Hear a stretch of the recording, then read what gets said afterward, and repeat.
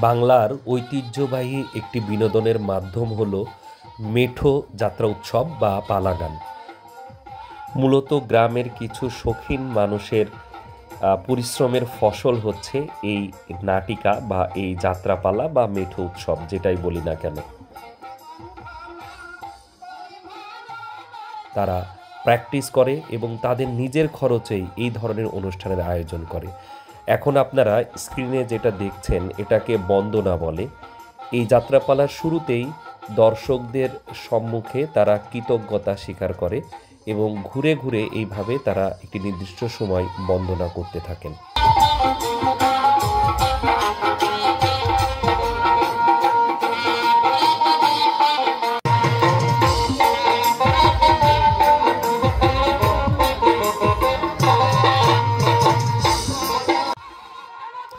এই যাত্রাপালার বন্দনা শেষ হলেই মূল অনুষ্ঠানটি শুরু হয় এবং সেখানে একজন মাস্টার থাকে যে পুরো একটি কাহিনী চিত্র যারা অভিনয় করে তাদেরকে পড়ে পড়ে শোনায় এবং সেটা শুনেই ডায়লগগুলো অভিনেতারা এই মঞ্চে অভিনয় করে দর্শককে দেখায়।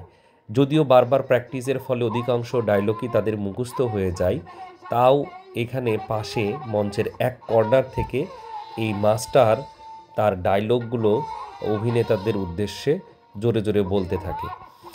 একটি পূর্ণ যাত্রাপালা শেষে দর্শকরা একটা সম্পূর্ণ কাহিনী সম্পর্কে জানতে পারে এবং মাস্টারকে আপনারা এখন দেখতে পাচ্ছেন এই যে কর্নারে, উনি হচ্ছে মাস্টার। এই অনুষ্ঠানটার সার্বিক পরিচালনার ক্ষেত্রে তার ভূমিকা অনেক বেশি।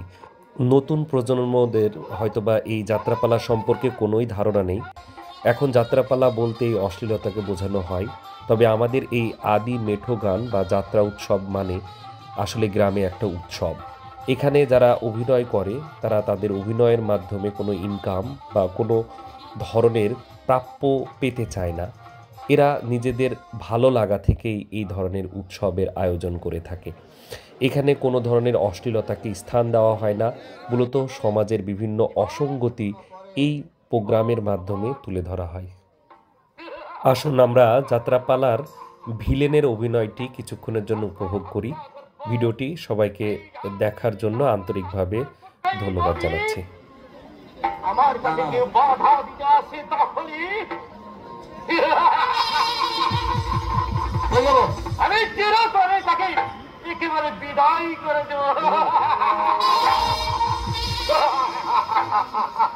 সর্বনাশ হয়েছে সেনাপতি সাহেব, সর্বনাশ হয়েছে।